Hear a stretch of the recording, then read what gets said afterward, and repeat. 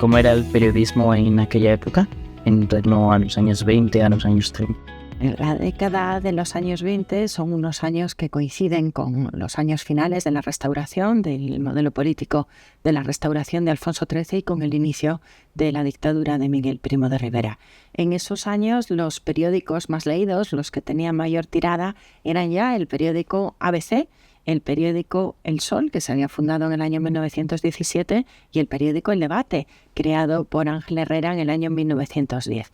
Estos tres periódicos habían consolidado el número de lectores y además habían superado a los dos grandes periódicos del último tercio del siglo XIX, que habían sido el periódico El Imparcial y La Correspondencia de España.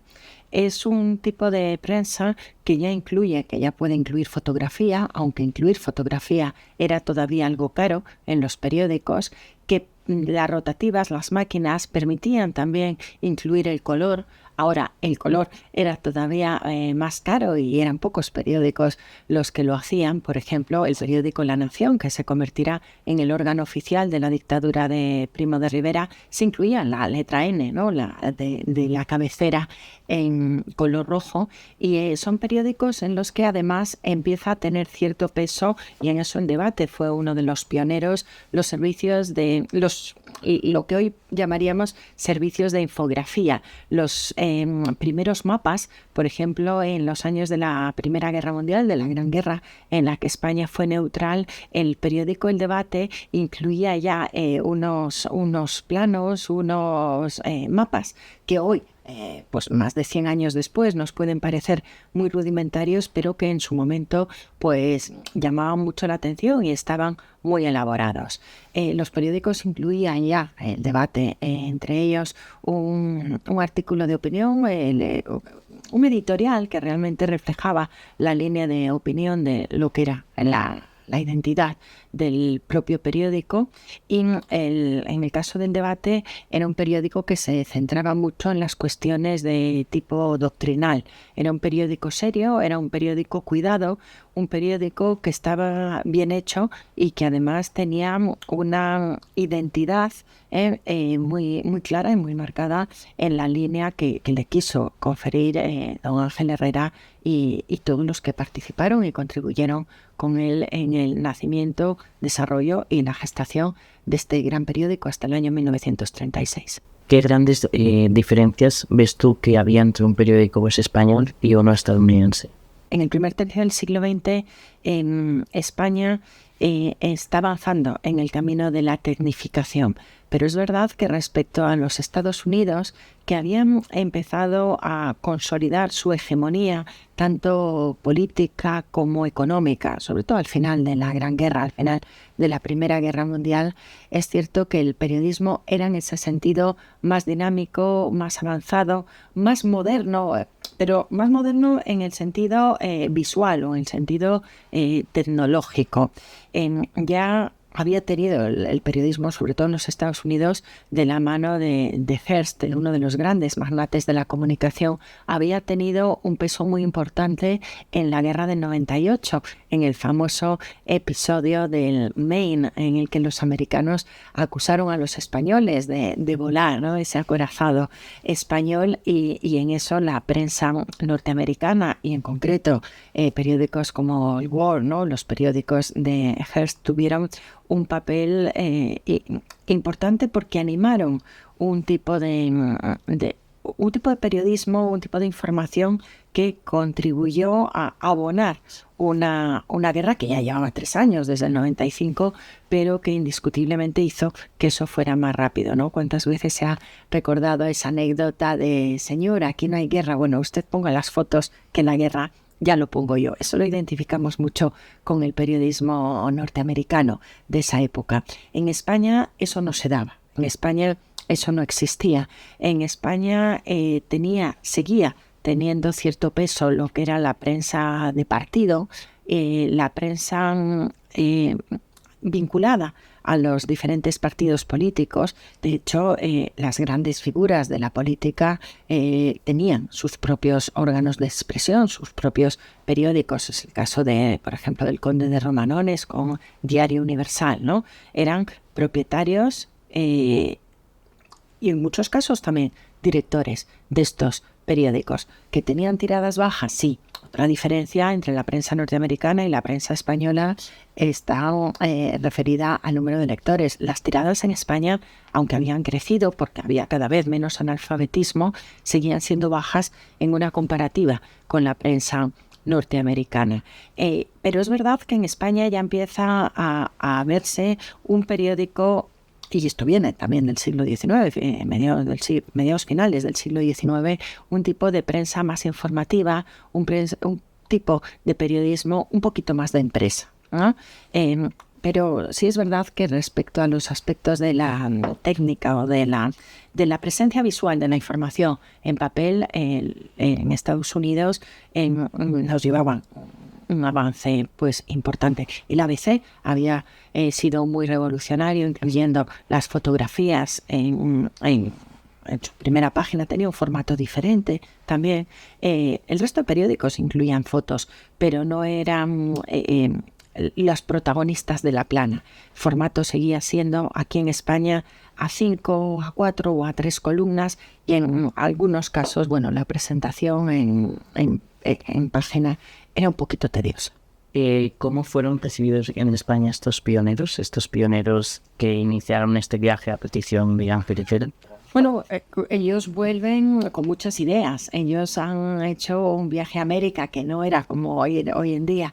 América, el centro de formación de Columbia, ¿no? Que era un poco el gran referente que se había creado de la mano de Pulitzer, ¿no? Cuando vuelven después de su viaje a los Estados Unidos, que no era como viajar hoy en día a los Estados Unidos, indudablemente vienen con nuevas ideas. Han visto cosas que en la prensa española, incluso en la prensa europea, no siempre se veían, ¿no?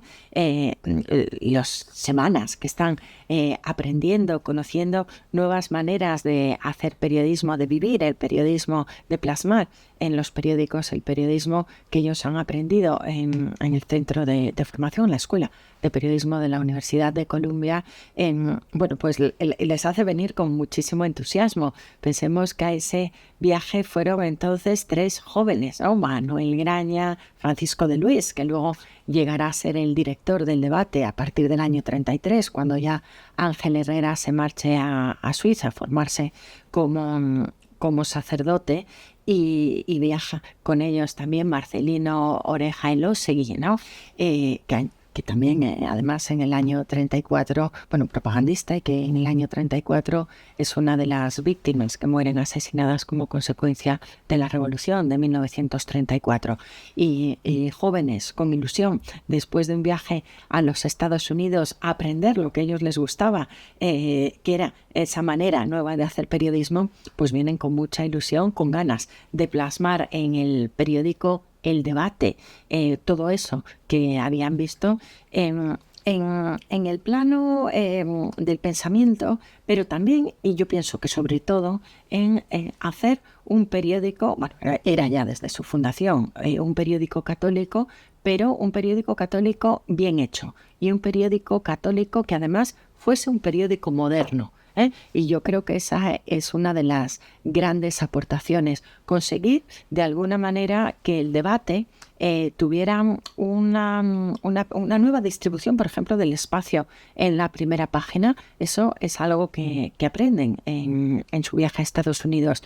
También el nombramiento o la designación de directores de sección, ¿no? El encargado de Agricultura, el encargado de Economía, el encargado de la sección política, aunque en esa mesa de redacción se sentasen todos ellos, pero un poco las diferencias dentro de los grados o rangos, vamos a decir, de esa estructura periodística. Esa fue también otra de las enseñanzas que ellos aportan y que traen de su viaje a Columbia, esa gran idea que tiene don Ángel, que es formarse más y mejor. Primero en los Estados Unidos, y años después también don Ángel viajará por Alemania y verá ese nuevo modo de hacer periodismo que se tenía entonces en los grandes rotativos alemanes, que eran también un referente en el pensamiento en toda Europa. ¿Qué impacto tuvo este viaje o este tipo de viajes de formación en la prensa española?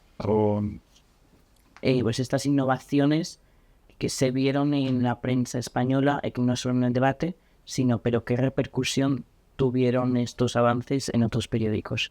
Todos quieren ser siempre los mejores, todos quieren tener cada vez mayores lectores e influir en la sociedad a través del periodismo, de la prensa escrita. En esa época, ese es uno de los grandes valores de la comunicación y del periodismo. Entonces, lo que ellos hacen, esa nueva propuesta visual, esa división de la profesionalización también, ¿no? Una formación más específica en cada una de las áreas de ese periodismo que se iba a plasmar después en las páginas del debate, es algo que indiscutiblemente pues va a calar en la prensa de los años 20. Pensemos también que en los años 20 hay prensa diaria, pero también hay un tipo de periodismo, vamos a decir, de orden cultural o de pensamiento. Los periódicos de pensamiento son importantes en los años 20. Estaban revistas como la revista España, la revista Occidente, a partir del año 23, y bueno, después muchísimas publicaciones de afinidad política con uno y otras tendencias ideológicas.